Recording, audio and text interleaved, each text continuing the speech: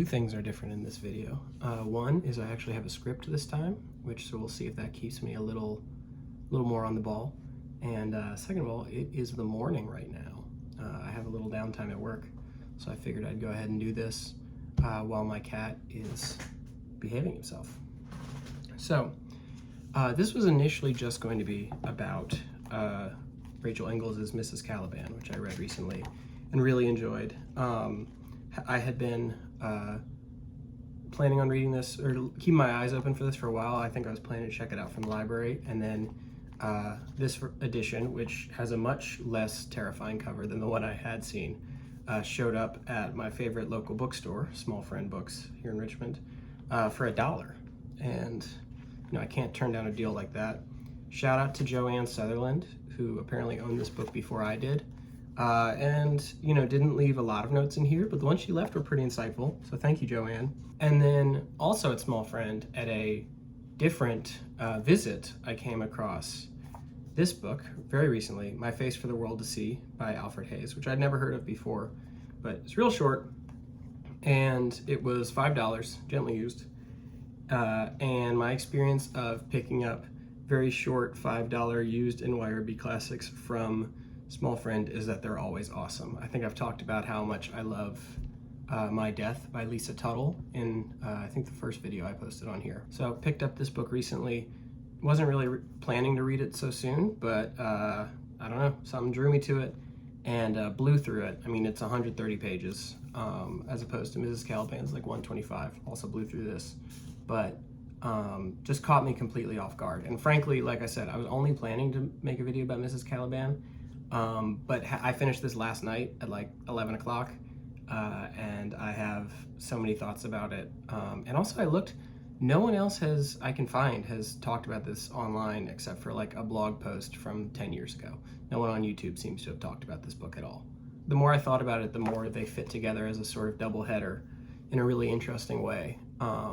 So I figured I'd kill two birds with one stone, as it were. So, Mrs. Caliban.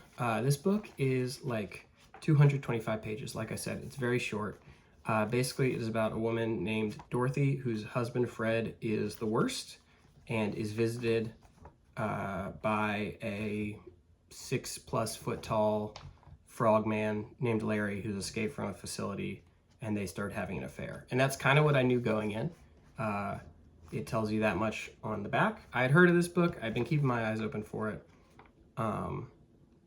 It wound up being a lot more profoundly weird than I expected, while also being a lot less lurid than I expected from the description, which I think is sort of telling of the hat trick that Rachel Ingalls, yes, Rachel, I keep wanting to call her Laura Ingalls Wilde, which would be unfair to Rachel Ingalls, but the hat trick that she pulls with this book, where the plot on paper is so bizarre that she can catch you off guard with a lot of these bigger points she's trying to make. Thematically, this book really just is a exploration of this idea of repression and the way that like repressing how you feel and sort of numbness to the world around you is trained into people in the culture they're living in this book, and also just sort of America at large. This does feel like a very this book came out in 1982.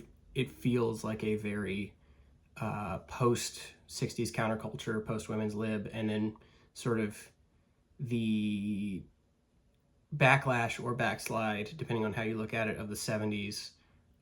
It makes a lot of sense that this is a sort of early Reagan era book. If I'm 1982. I don't know, I was born in 99, so if I'm wrong about that timeline a little bit, forgive me. Might have been mid-Reagan era. He was elected in 82, right? I feel like the line that really sums it up best is very early on, and I want to make clear, I'm not going to spoil either of these books, but Dorothy and then her friend Estelle, who's like a divorcee who works for a Hollywood studio and very much sort of represents this surface level freedom, or at least that's how Dorothy perceives her, as very free, and then reading it, it sort of called into question some of that freedom. But I'm getting ahead of myself. They're in a grocery store, and there are like teenage girls whose jobs in the grocery store are to walk around and offer free samples of cheese, which, you know, this is a pre-Costco era, but it feels very Costco. And they are so unresponsive to being turned down that, you know, Dorothy and Estelle are basically speculating that they're trained to be just completely unresponsive to how people treat them in this store.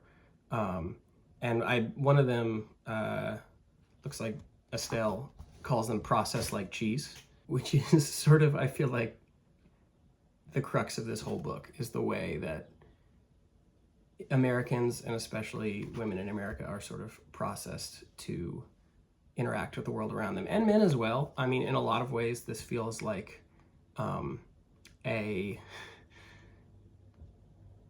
Ingalls makes clear that Fred, the shitty husband, is dealing with a lot of his own repression. He has not escaped the same system, but the way that they are trapped within their individual roles sort of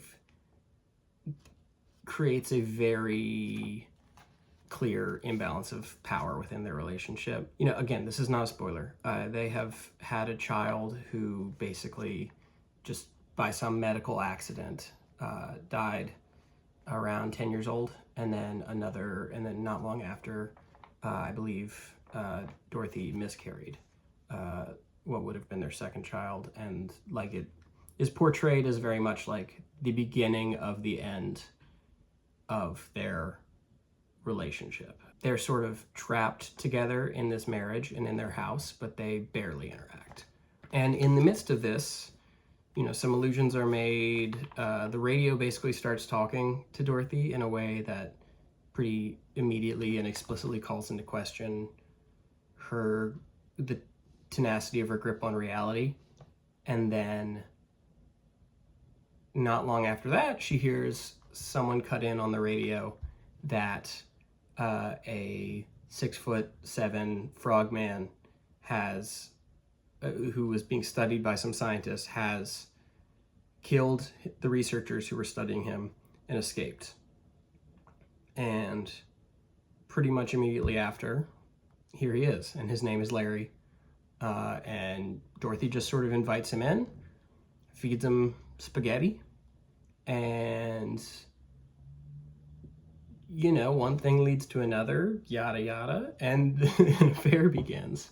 And it's just so matter-of-fact, which I think is the strength of this book, that it's matter-of-fact in some things and sneaky about other things, where it just takes you to a place you're not expecting by the end of it. And again, I don't want to get too much into the plot past that, because it's such a short book. Even if I spoil the first 20 pages, that's almost 20% of the book. But Larry winds up being the frogman. Okay, to be clear, Larry. It winds up being such an interesting character in a way I would have never expected from the pitch of this book, the sort of elevator pitch of this book, where yes, he is a 6-foot-tall frogman who may or may not be real, but he also, and yes, they are having an affair of a sexual nature, but he is clearly the embodiment of everything Dorothy is repressing and sort of blocking out of her thoughts. And that goes beyond just sort of sexual repression. A thing I found really sort of fascinating about Larry, given the context of the child that Dorothy and Fred lost, the two children, is how childlike Larry is. And he's constantly asking her to explain sort of things about the world around them, to explain why people act the way they do, in a way I didn't really catch while I was reading it, but when I was reflecting on it, stood out to me. Just, you know, he's not childlike in his demeanor, but Dorothy finds herself explaining things about the world to him, you know, in that way you do to a child, where it's something you've never taken the time to think about, and then a 4-year-old points at that and says, why is it like that? And you find yourself having to think about it for the first time. And in addition to that, Larry, it would be unfair to say that he has a violent streak, but there are multiple instances, and I'm not going to get more specific than that, again, for the sake of spoilers, where Larry is, Dorothy's never there for it, but the way Larry tells it is he's sort of forced in self-defense to kill people and to be very violent. And the way it is described that he, as an unarmed but 6'7" and buff frogman, kills people is pretty gruesome. And it is always, at least as far as I can remember, his violence is only ever directed towards men. And again, it's always, at least the way Larry tells it, in self-defense, but it is always boys or men who are killed by Larry's outbursts, which I think, there's a lot there as well, about the way Dorothy is trapped and the sort of things she is able to express or do, and the things that she isn't, and that is the things that are getting bottled up. Larry sort of is all those things that are bottled up, presented in this very bizarre form. Again, I, having read it, am firmly of the opinion that Larry is sort of a figment of her imagination, but it is, never answered one way or the other in any definitive way. As far as what I didn't like, this was a great book, but I would not say it's a perfect book, though it's pretty great. And, maybe I need to reread it to say this with any definitive confidence, but just because, maybe if I were to go back and reread it knowing what happens, I would be catching little hints, laying the groundwork for, it feels unfair to say that there are twists in this novel, but there are things that happen late in the book that are very much set up from a narrative perspective, to the point where I saw them coming, not in a like you're supposed to see some of them coming. You don't see some of them. I didn't see one aspect of it coming really until narratively it started making a lot of sense. But I feel like on a character level, those things are not really set up to make sense. And again, I'm struggling to talk about this with any specificity without spoiling the plot. But I think some of the reveals that occur in the last 20, 25 pages about what some characters have been up to, some of them make a lot of sense, and others, I feel like on a character level, don't really. I think I understand what Rachel Ingalls is gesturing at, sort of thematically, culturally. I understood narratively, those were set up properly, but on a character level, they felt a little forced. The only other thing I think I have to say about Mrs. Caliban right now is just, Fred is an interesting character. He's one of the more hateable characters I've read in a book recently. But I think, I don't know if you call it a compassionate angle that Rachel Ingalls is taking. I don't think I would say that, only because the character of Fred within the context of this book isn't deserving of a lot of compassion or sympathy. But you see the way that he is also responding to the tragedy of their children in the way that he has been taught. And you see the way that he is expected to deal with it in different ways and permitted to deal with it in different ways that Dorothy isn't. And by both of them sort of playing their roles as well as they are, that's where the trouble really arises, which I thought was interesting. He is just a straight up villain, in my opinion, but also Rachel Ingalls does a really good job of showing how he wound up being that villain without making excuses for it in a way I thought was really kind of masterfully done. So that's Mrs. Caliban. And then the one I read that maybe a week or two ago, and then the one I just finished is My Face for the World to See by Alfred Hayes, an NYRB classic. I cannot figure out, I haven't been able to see if this was even published in his lifetime, but it was published by NYRB Classics in 2013, and it looks like maybe Penguin Modern Classics has put out an edition since then. But he wrote this and a few other novels. And this is the one that seemed to find me at the right time. Like I said, I can't find any other videos on this book. I was only able to find like 1 or 2 blog posts from a long time ago discussing how awesome this book is. But it's great. It's really great. It feels very much like a sort of West Coast Great Gatsby in a lot of ways. Now I say that not having read The Great Gatsby since high school and not being an enormous, like a Great Gatsby fanboy by any stretch of the imagination, but in the sort of the points it's gesturing to about the artificiality of the culture it is set in this case, it's also Hollywood. This book was published in 58, I believe, first. This book is from the 50s. And obviously the Gatsby is the East Coast, it's New York, and there's a similar sort of undercurrent of like old money, new money divide, and in this case the character is doing pretty well for himself as a screenwriter, but is kind of off-put by these really like the Hollywood elite, as it were, of the 50s. He's working for a studio similar to Estelle in Mrs. Caliban. And I don't want to call him a psychopath or a sociopath. The narrator, to be clear, not Alfred Hayes.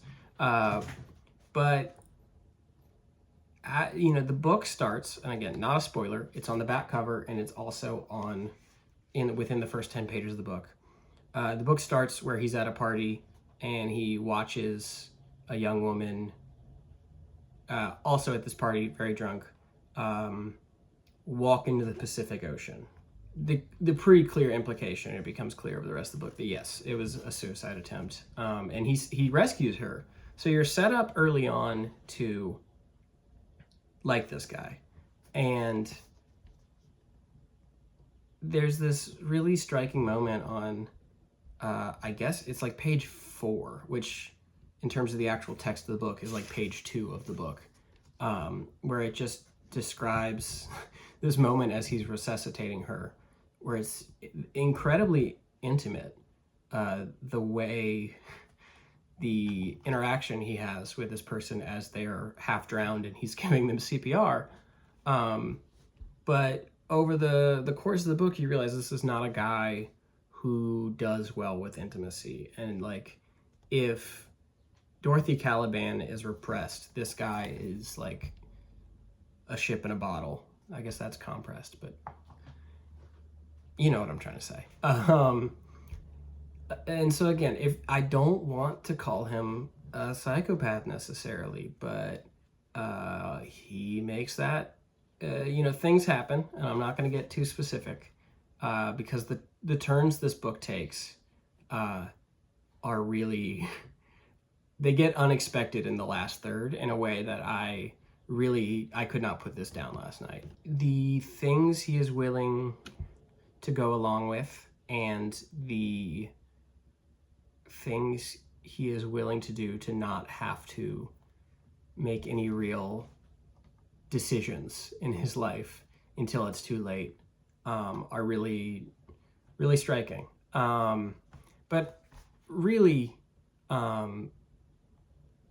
what I found just so charming about this book is the way it's written is fantastic, and so like unflashy or not show-offy, while also being just fantastically written and so minimal, without being a sort of Hemingway detachment.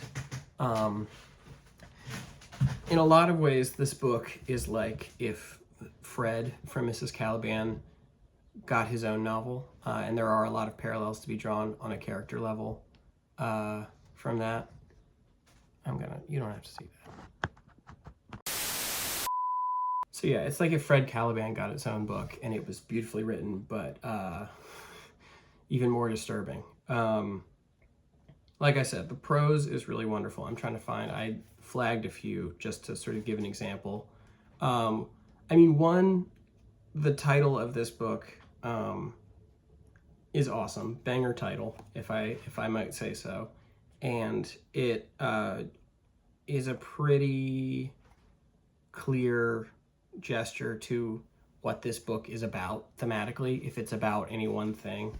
The idea of like performativity, like the way our personas, just in life, out in day-to-day life, are performances. And I think it's fair to say that this book is making a case that that is sort of magnified in a place like Hollywood, and like 50s Hollywood in particular. And the ways intimacy can sneak into that in unexpected ways, and the ways that the sort of societal expectation of performativity blocks that intimacy. So the title, obviously, My Face for the World to See. There you go.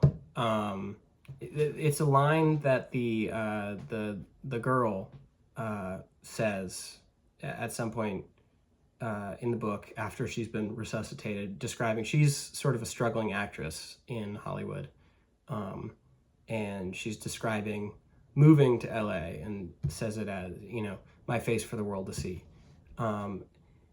And the narrator describes that as quoting something that he couldn't recall. And then based on my investigation, I also don't know what she's quoting. I'm still looking for that. But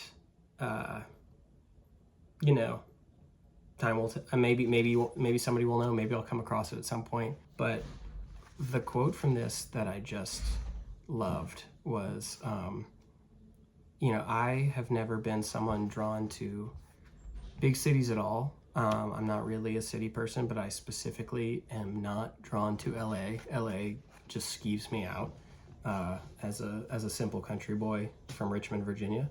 But there's a particular line, it's on page 42 of this NYRB version, describing sitting in a car overlooking Hollywood.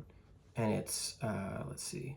I was sure she'd heard it all before, possibly in a scene that was a close duplicate of this. The car parked in the hills, and 2 cigarettes, and the town below looking as hell might with a good electrician. Which is just so understated and so perfect. Like I said, it reminds me a lot of how I remember The Great Gatsby being when I read it in high school. But just really, really well done. And, I don't have bad memories of The Great Gatsby, but I don't remember it super fondly either. I think this one certainly left a bigger impact on me. And like I said, I don't want to spoil anything, but the ending, and particularly the last chapter, just skeeved me out in a way that I did not expect, and that is just like really excellently pulled off by Alfred Hayes. I want to read his other books now. They're all under 200 pages from what I can tell. The thought process of the double feature is, together these books would comprise one like 250 page volume.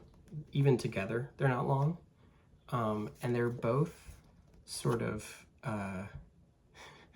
examinations of like California artifice. Maybe I'm hating on California too much, but like the artificiality of California 20th century society, and also both sort of, it feels like a big statement to call them like portraits of like the failure of American marriage, but like in the sort of classic, they're both like really interesting examinations of like marriages just gone terribly wrong by virtue of the people kind of stopped talking to each other, but from opposite viewpoints and in very different paths, and yet kind of the same path, which I think is interesting. I don't think this was intended to be in conversation with My Face for the World to See, but reading them close to each other, it's kind of hard not to think of them in the same thematic universe. And actually the other one,